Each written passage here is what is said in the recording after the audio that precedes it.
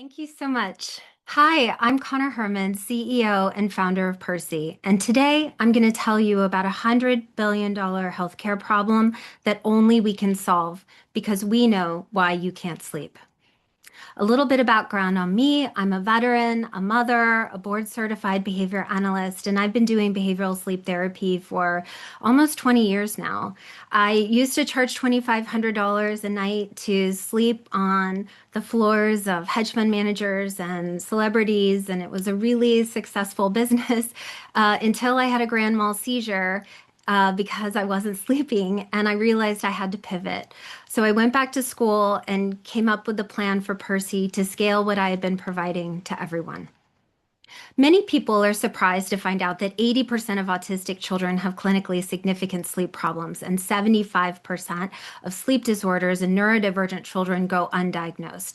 This is largely because sleep is being provided for by a general practitioner who only has about 6 minutes to understand the complicated problems that are happening at night, which means that you are 80% likely to get a recommendation for medicine. And I'm not talking melatonin and Benadryl. I'm talking Klonopin. That's serious. And so, why do we care about this? Well, sleep impacts your brain plasticity, and that is a fancy way of saying that sleep impacts your brain growth. So, when you are not sleeping well, all of these behaviors that you see on this slide actually get bigger. And the cruel irony of it all is that we're sending our autistic children to therapy 15, 30, sometimes 40 hours a week to address these very behaviors, and we can't address sleep. And that's because current sleep technology isn't built for neurodiverse people.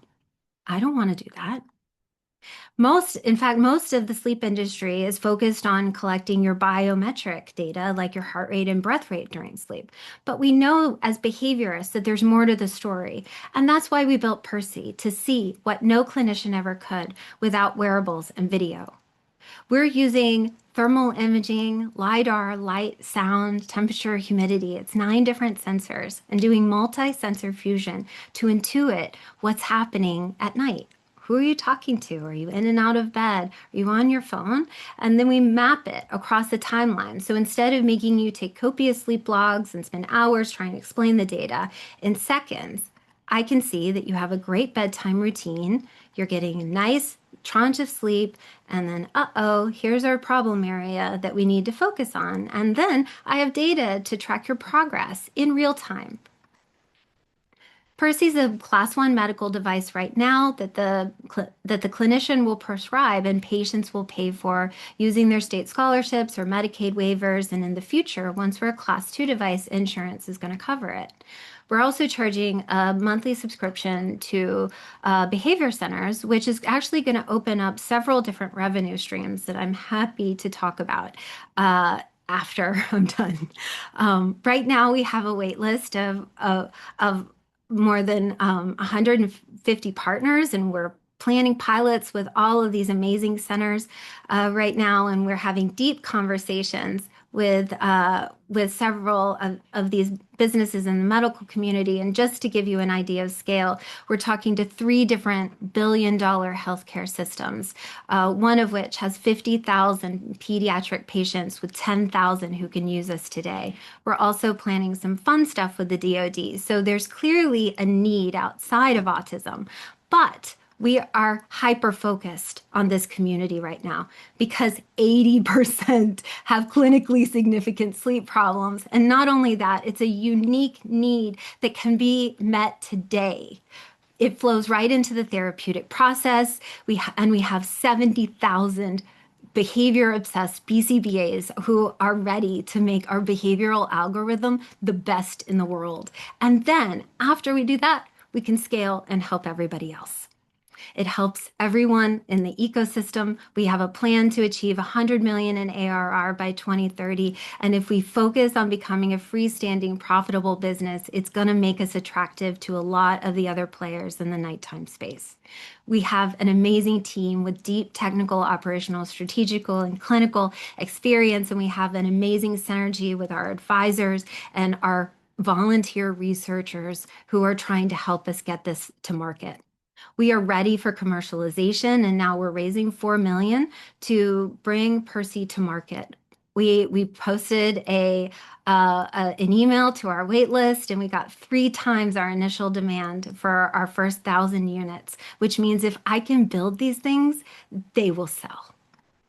And I'm just going to leave you with a parent quote right here because it really highlights when we reached out to our wait list, the very first meeting I had, it was a parent of an autistic child. And while we were talking, he sent me this quote. It's not just about sleep, it's about the trauma that they're dealing with. And if we solve that, we're really going to make a difference. So I hope that if you want to join me on this journey, this is a QR code to our wait list. And just leave this last thought. The ability to sleep is not magic, but the power of sleep is. Thank you. Really moving presentation, Connor. That was fantastic. Good job. Lauren, questions? Yes, thank you. Thank you for sharing, Connor. We all know, in this group that more medication, especially some of the severe medications required for sleep are not the solution and can really have longer, harsh effects, but also obviously the healthcare system is not always set up to incentivize that.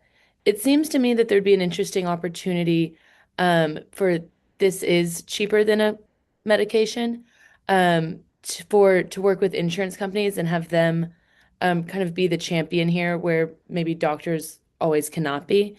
Um, what I know you're obviously going through the FDA approval, you've been through that process. Where are you in far as conversations with insurance companies? Well, I spoke to Blue Cross Blue Shield, and they were like the meeting went like this. I'm building a behavior measurement tool. They said, that sounds great. We want to support you. And I said, how do we do that? And they said, go get a critical mass. And then we'll help you. And so what I'm trying to do now is get devices built, get them in the hands so that I can say, see, all of these people really like it. Can we please be brought in on your system? Right now, sleep, adolescent behavior, these are two of their top priorities right now. So Yep. it's not a hard sell. I don't have to explain to them half of what I just presented in this briefing for them to get it. So we're going to have their support. And by the way, they want behavior centers to use the hours that they're prescribed. And right now, many of those hours are going unused. Mhm. So if we can add sleep to the curriculum of ABA, they'll be able to do more parent training and they'll actually be able to address some of the fundamental reasons why these behaviors are so big. That's incredible. I'm thrilled to hear that the insurance companies get it. Yeah, they do. They do. So congratulations. Awesome stuff, Connor. And I'm glad we highlighted that kind of unused hours piece because I think that's really interesting and it does really put a pin on why this is one of the best industries to start in, and it makes so much sense.